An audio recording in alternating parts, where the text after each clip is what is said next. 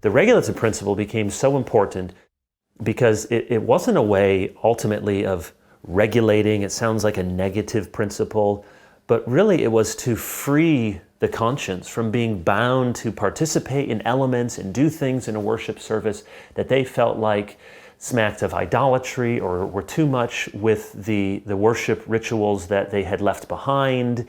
We are only calling people to do in worship what we know we have explicit warrant in Scripture to do.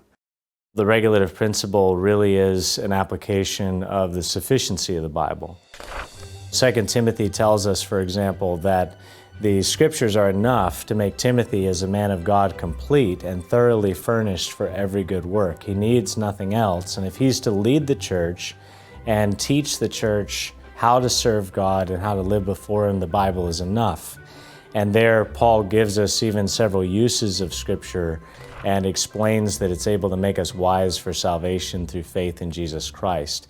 So the regulative principle is really asking the question, what has God said in His Word about worship in particular, and how does the Bible direct worship? And the principle that starts emerging, whatever God commands us we are to do, we're not to add to it, we're not to take away from it. He even says, don't look at the nations and say, how do they worship their gods?